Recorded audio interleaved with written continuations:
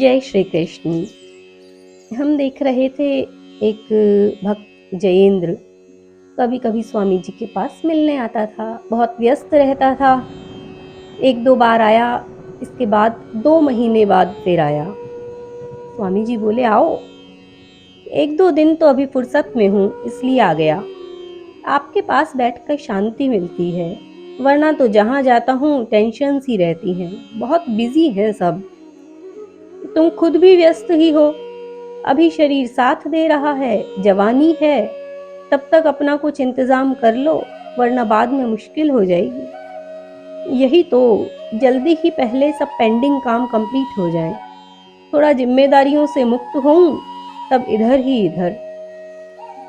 ये रिस्पॉन्सिबिलिटीज भी तो पूरी करनी है। बच्चे भी कुछ बड़े हो गए।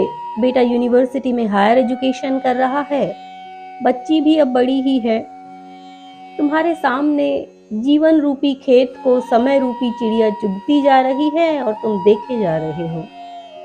जयेंद्र बोला, अच्छा वो बद्री प्रसाद जी के पास तो जाना छोड़ दिया मैंने।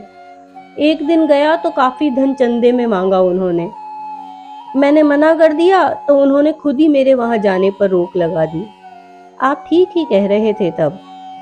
तभी जयेंद्र को बुलाने घर से कोई नौकर आ गया। घर पर कोई मेहमान आ गए, मेरी बुआ और उनके बच्चे आए हैं। मैं चलूं उन्हें रिसीव करूं? थोड़ी देर बाद चले जाना। नहीं, अच्छा नहीं लगता। आफ्टर ऑल उनके रिस्पेक्ट के लिए थोड़ी फॉर्मेलिटी भी जरूरी है। मैं कल कोशिश करूंगा। जयेंद्र चला गया। फिर 6 महीने बाद आना हुआ। बोला, स्वामी जी कल तो रात को बहुत परेशान था। लड़की की शादी पक्की हो गई इसी रिस्पेक्ट में। नींद नहीं आ रही थी। फिर एकदम झपकी सी आई और शेष शैया पर विष्णु भगवान लेटे हुए दिखे। मुझसे कह रहे थे जाग जाग। तभी मेरी नींद खुल गई।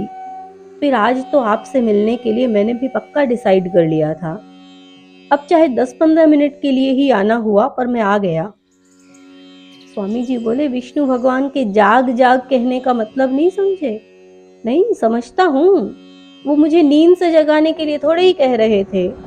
इस लाइफ में जो उनकी तरफ से मैं लापरवाह हो रहा हूँ, इसके लिए कह रहे थे। फिर क्या विचार है? अभी बच्ची की मैरिज की प्रॉब्लम है। अब आप तो नहीं जानते, बट ये भी एक बहुत बड़ा काम है। इजीली तो कुछ होता नहीं। फिर मेरा सर्कल भी काफी बड़ा है, सभी के घर जाकर इनवाइट करना है। स्वामी जी कुछ उत्तेजित से होकर बोले, जाओ जाओ, क्यों अपना समय बेकार कर रहे हो यहाँ बैठकर? जयेंद्र कुछ हड़बड़ा कर उठ गया और चला गया। फिर 4 साल बाद आया। स्वामी जी पहचान ही नहीं सके। उसने परिचय दिया। ये क्या हालत हो गई? क्या स्वास्थ्य ठीक नहीं रहता? साल भर पहले बेटा स्वर्ग सिधार गया। मैं उसका सदमा सहन नहीं कर सका। कई लोग कहते हैं कि बीच बीच में मुझे पागलपन के दौरे पड़ते हैं। नौकरी से छुट्टी तो हो ही गई। अब जाकर कुछ संभल सका हूँ, इसलिए आपके पास आया हूँ। अब तो बैठा बैठा भगवान का नाम लेता हूँ, लेकिन वो कुछ नहीं सुनता। नाम भी लिया नहीं जाता ज्यादा।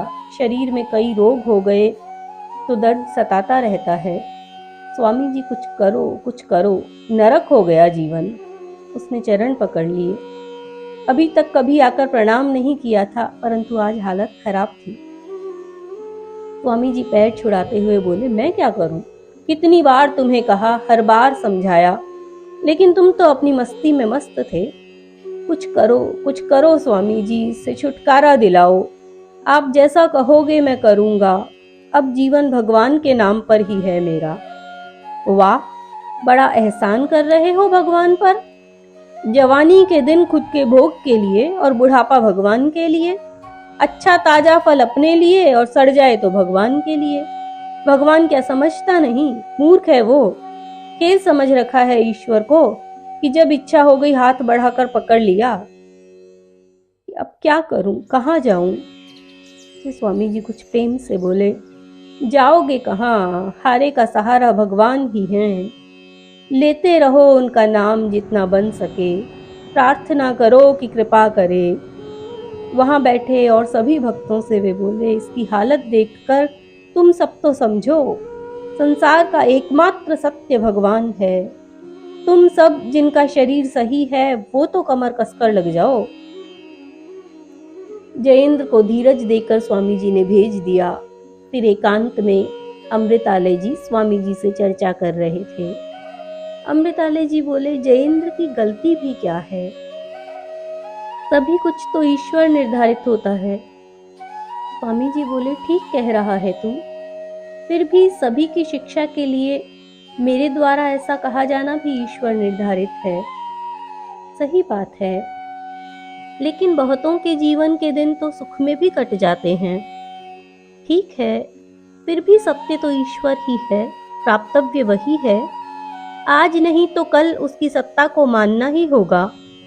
फिर मैं उन्हीं से तो कहता हूँ जो समझ सकते हैं, सभी से तो कहता नहीं। जी। जयेंद्र भगवान का नाम लेता रहा। आश्रम पर सत्संग के लिए भी खूब आने लगा। इससे मन को शांति मिली। जय श्री कृष्ण।